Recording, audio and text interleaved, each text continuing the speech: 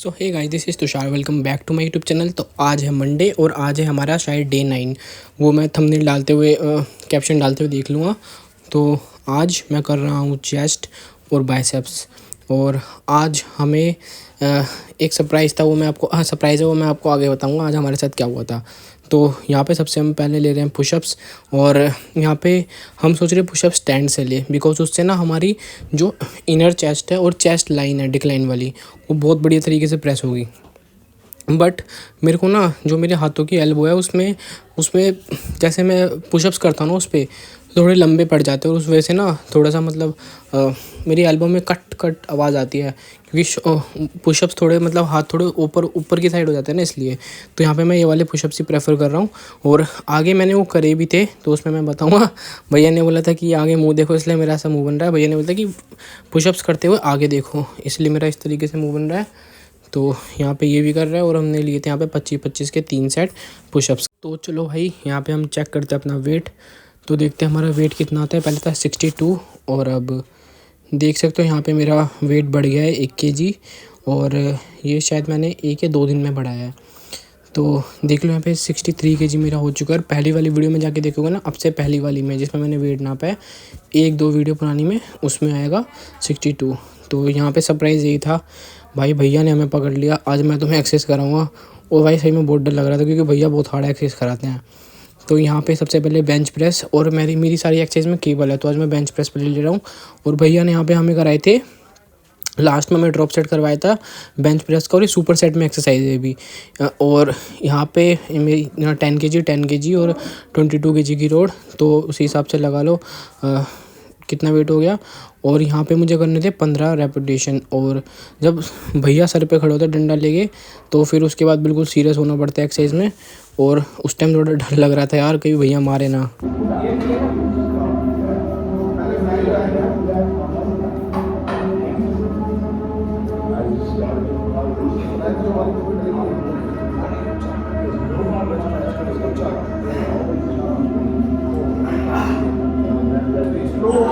तो यहाँ पे ये है सुपर सेट बेंच प्रेस के साथ, और अभी हर्ट्स कर रहा है।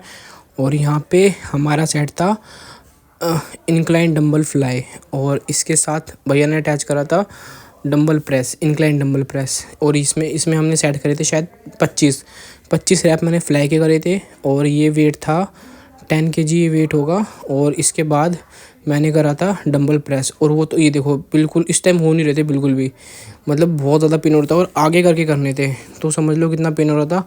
और फास्ट हाथ भाग रहे थे, और बिल्कुल हाथ उठ नहीं रहा था मेरा इस वर्कआउट में। देख लो मैं किस तरीके से परफॉर्म कर रहा हूँ, थोड़ी बहुत गलत भी होगी बट ये हो गया। अब बारी आती है हर्ष की। और ये बंदा बहुत टोला दे रहा था, इससे भैया जा रहे थे ना, मेरे को बता रहे थे उसी टाइम थोड़ा सा मतलब उसमें ढील देके 4-5 रैप कम करके हो गया भैया, ऐसे कर रहा था बंदा। तो यहाँ पे ये लेगा। और भाई इसकी भी आज हालत ख़राब हो गई थी, क्योंकि भैया बहुत इंटेंस ट्रेनिंग कराते हैं, और हम करते हैं जो हम वर्कआउट करते हैं वो भी इंटेंस होता है, बट वो इतना ज़्यादा इंटेंस नहीं होता जितना ये होता है। ये सुपर सेट के साथ भी एक एक्सरसाइज ऐड कर रखी है। और यहाँ पे मैंने वेट बढ़ाया 10 kg और, तो यहाँ पे 20 kg इधर, 20 kg इधर, 40 और 22 kg की रोड। तो यहाँ पे ये देखो किस तरीके से परफॉर्म कर रहा है। और इसका भी मतलब वहाँ तो सही होता है सारा, जैसे हम करते हैं ना, हम स्टार्ट करते हैं थोड़ा सा रेपिटेशन स्टार्ट करते हैं, सही होता है। फिर धीरे धीरे करके लास्ट का जो रैप होता है ना, 4-5 रैप, बस उसी में सीखना होता है, उसी में करना होता है कुछ ना कुछ। वही चीज़ हमारे मसल को ग्रो करती है। और अगर हम वहाँ पे रुक गए तो फिर हमारी स्ट्रेंथ पे भी इफेक्ट पड़ सकता है, और हमारा मसल भी इतने अच्छे से ग्रो नहीं होगा। तो देखो इसका मुंह देखो किस तरीके से हो गया इस टाइम, क्योंकि भैया बिल्कुल पास खड़े थे। और अगर भैया नहीं होते तो हम थोड़ी बहुत ढील दे देते, क्योंकि ह्यूमन नेचर है, जब हम थक जाते हैं तो फिर अपने आप हम छोड़ देते हैं। बट भैया थे आज तो हमारी लंका लग गई। पर वर्कआउट बहुत बढ़िया हो, चेस्ट में एकदम पंप बहुत तगड़ा आया आज, जो जैसे मतलब और दिन आते हैं उससे काफ़ी अच्छा आज पंप आया। और ये लास्ट के रेपिटेशन बड़े मुश्किल होते हैं यार, पता है। तो अब चलते हैं मेरे वर्कआउट की तरफ, और ऐसे हम रेस्ट लेते हैं अल्टरनेटिव कर करके। तो आप देख सकते हो यहाँ पे मैं आया सेकंड रैप पे, और यहाँ पे वेट बढ़ चुका है। और भैया यहाँ पे वो मतलब बता रहे हैं किस तरीके से रोड को पकड़ना है। और इस वाले वेट पे भी थोड़ा बहुत डर लग रहा था, बिकॉज सिंगल होता तो मैं मार देता, बट भैया पास ही थे तो थोड़ा डर लग रहा था। और यहाँ पे थोड़ा थोड़ा करके, मतलब मैं सोचा था उठेगा नहीं, बट वही माइंड के ऊपर है ना। हम अगर सोच लेते हैं पहले ही कि नहीं उठेगा तो फिर उठता ही नहीं है वो। तो इसलिए माइंड को अपने अच्छे से ट्रेन करो कि वर्कआउट से पहले कि हाँ मैं इतना वेट उठाना है तो उठाना है, तो वो पक्का उठेगा। बेशक आपके फॉर्म थोड़ी बहुत ऊपर नीचे हो जाएगी, बट आपका एक पर्सनल पीआर बन जाएगा, हाँ मैंने इतना मार दिया, ठीक है। फिर आप अगले हफ्ते जब बेंच मारोगे या कुछ भी मारोगे तो आप देखोगे हाँ अब इतना मारना है, उससे 2 किलो बढ़ा के मारना है भाई, ऐसे करके सोचना पड़ेगा। तो यहाँ पे हमने बढ़ा दिया था वेट, और ये था मेरा सेकंड रैप। और अभी हर्ष कर रहा था बेंच, अभी नहीं कर रहा था वो, भैया के पास ही करेगा क्योंकि वेट ज़्यादा है। तो इस टाइम थोड़ा डर लग रहा था क्योंकि वेट भी ज़्यादा था और रेपुटेशंस भी काफ़ी ज़्यादा थे, जैसे 35 25 ऐसे करके, और वेट जैसे बढ़ता जा रहा था रेपुटेशन घटते जा रहे थे। तो यहाँ पे डंबल फ्लाई करते हुए, और यहाँ पे एक बात मैंने सीखी, हम थोड़ा ऊपर करके करते थे, बट अगर आपको चेस्ट पे पूरा फील लेना है तो आपको थोड़े से हाथ को आगे रखना है और फिर डंबल फ्लाई करनी है, फिर आपके इनर पैक पे भी आएगा और अपर चेस्ट पे भी आएगा। और यहाँ पे मैं हो नहीं रहा था बिल्कुल भी, और मतलब मैं जानता हूँ बस मैं कैसा था उस टाइम। और यहाँ पे फिर भी ज़बरदस्ती करते हो क्योंकि मसल को बनाना है, जब हम थक जाते हैं, जब रुक जाते हैं तो हमारा मसल नहीं बनता। और ये देखो यहाँ पे मैंने डंबल प्रेस स्टार्ट कर दिया है, और इस टाइम जो फील हो रहा था ना वो मेरे अप फ्रंट शोल्डर में बहुत ज़्यादा हो रहा था क्योंकि लिगामेंट्स होते हैं, इधर फील हो रहा था, और मेरे अपर चेस्ट में बहुत ज़्यादा फील हो रहा था इस टाइम क्योंकि अपर चेस्ट की एक्सरसाइज थी। तो इससे अगला नंबर है हर्ष का। और यहाँ पे मैं वीडियो का साउंड नहीं खोल सकता क्योंकि पीछे गाने चल रहे थे तो कॉपीराइट ना आ जाए, दैट्स वाई।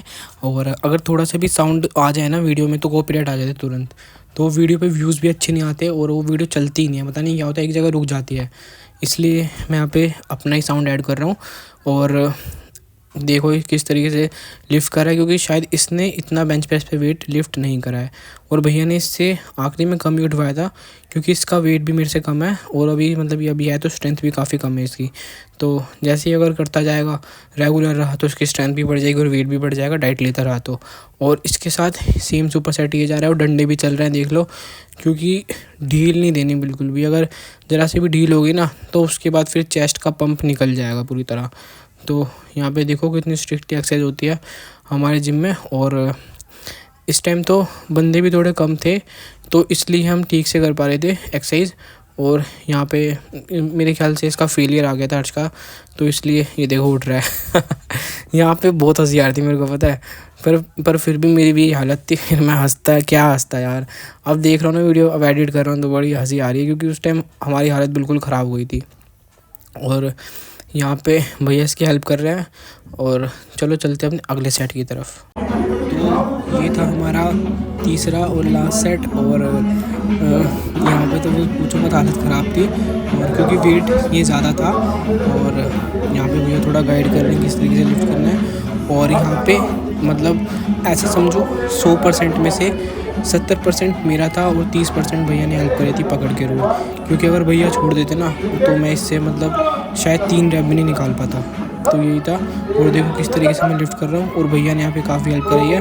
और इसके साथ सुपर सेट था हमारा। और हर्ष की बारी में शायद ये वाला वेट ना रहे, ये वाला वेट कम रहे। और इसमें ना हमने करा था ड्रॉप सेट, ये देखो हम किस तरीके से यहाँ पे प्लेटें निकाल रहे हैं। और उससे मैंने करे थे शायद 5-6 रैप, और इससे भी मैं करूँगा, और हम रोड को पूरा खाली कर देंगे, आप देखते जाना।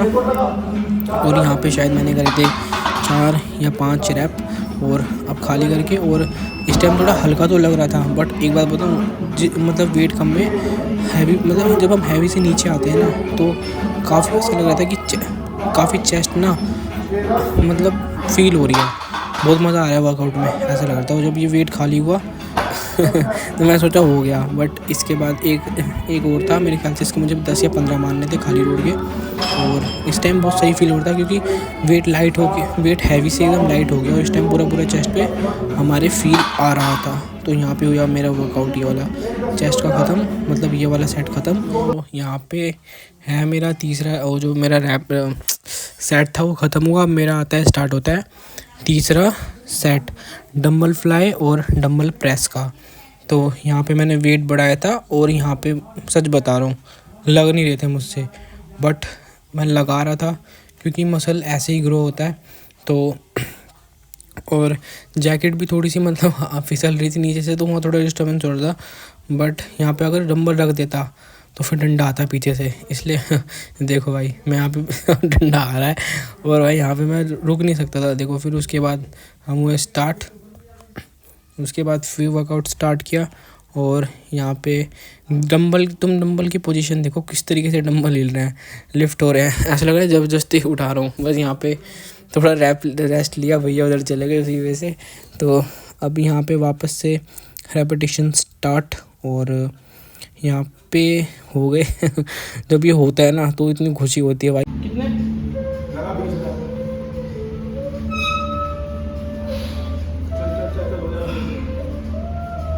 तो भाई यहाँ पे हम लगा रहे हैं डिक्लाइन डंबल।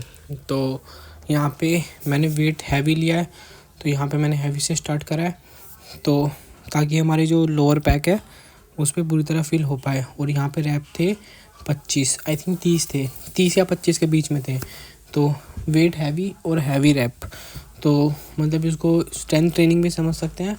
और जब हम वेट को कम करते हैं और रेपिटेशन भी कम करते हैं तो वो मसल गेन में आ जाती है।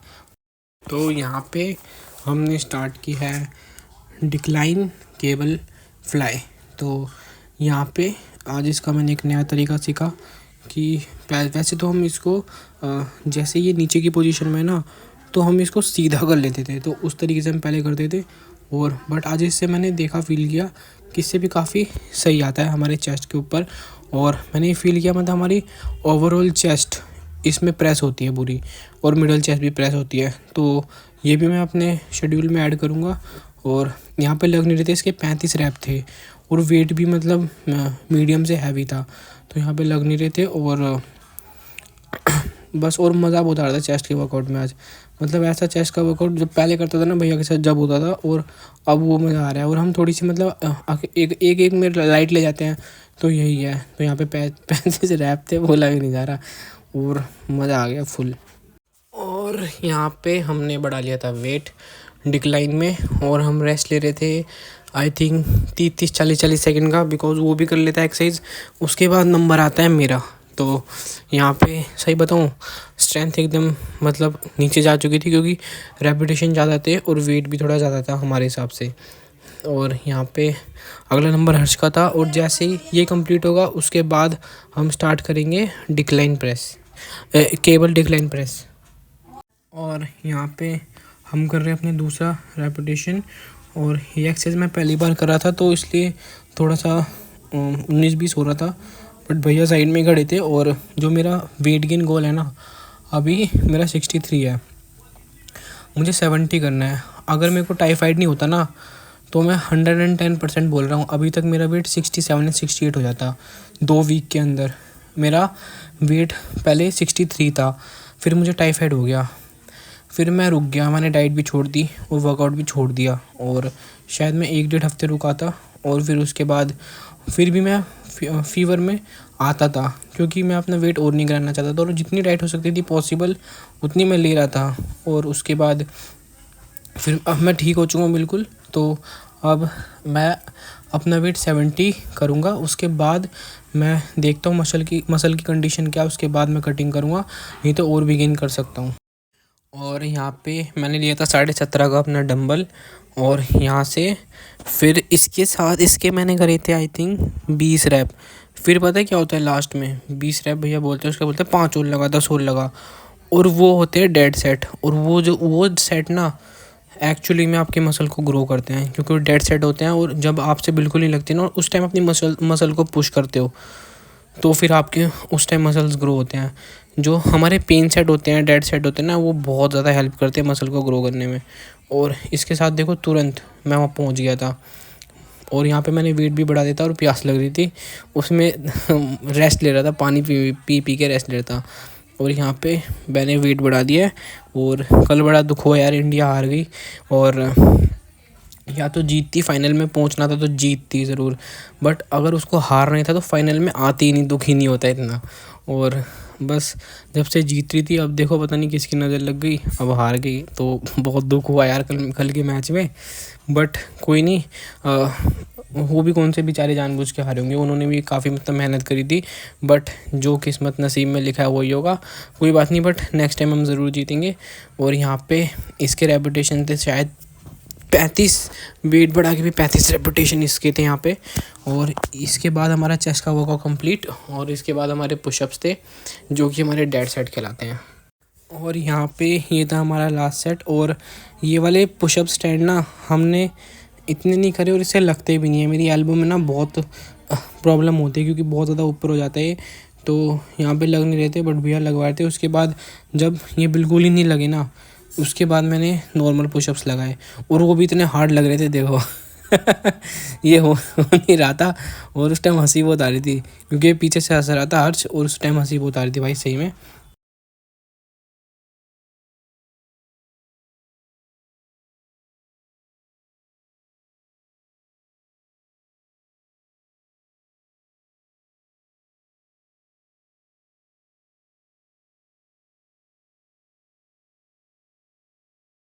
यहाँ पे हम सबसे पहले कर रहे हैं हैमर क्रंच, और ये भी सेम ही कर रहा है क्योंकि ये बहुत बड़ी एक्सरसाइज है आपके फोरआर्म के लिए और हमारे लॉन्ग हेड के लिए। और मतलब पीक के लिए नहीं है, मतलब हमारे लॉन्ग हेड के लिए बहुत सही एक्सरसाइज है। और इसके हमने लगाए थे आई थिंक 25-25 रेपिटेशन, और ये थे हमारे 10 के डंबल। और इसने थोड़ा कम लिया था बट मैंने 10 लिए थे, और हमने 10 दो सेट 10-10 के, और लास्ट में मैंने लगाया था 12 से। तो यहाँ पे मैं वो किस तरीके से परफॉर्म कर रहा हूँ देख लो। और एक बात तो है, आज वर्कआउट करने में बड़ा मज़ा आ गया। और इसके साथ हमने करा था बाइसेप्स का ये केबल केबल बाइसेप कर्ल, और इसमें बहुत बढ़िया मतलब हमारा पंप आया था और ऐसा लग रहा था बाइसेप फट जाएगा। और मैं मिरर में देख रहा था मेरा बाइसेप का पंप किस तरीके से आ रहा है मेरा। और यहाँ पे हम केबल कर्ल कर रहे थे, और यहाँ पे इसमें तो वैसे 10-12 रेपिटेशन सही लग गए, बट उसके बाद तो इतने मुश्किल से लग रहे थे ना रेपिटेशन, तो निकल ही नहीं रहे थे। बट जैसे ही मतलब भैया ने 15 बोले, उसके बाद भैया 5 और बोल दे, और फिर उस वो 5 बिल्कुल वो डेड करने वाले रैप थे।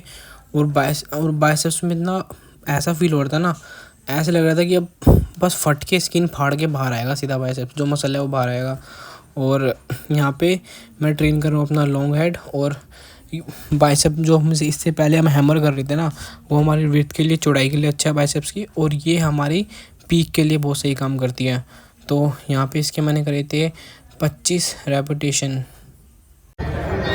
दूसरा सेट को स्टार्ट करा है, और यहाँ पे हमने वेट बढ़ा लिया था, और जैसे जैसे वेट बढ़ रहा था ना, वैसे वैसे हमारी टेंशन बढ़ रही थी और दिल की धड़कन बढ़ रही थी क्योंकि वेट बढ़ रहा था। रेपुटेशन भी मतलब थोड़ी मतलब 3-4 रेपुटेशन कम हो रही थी, और ज़्यादा ही रेपुटेशन समझ लो ऐसे ही था।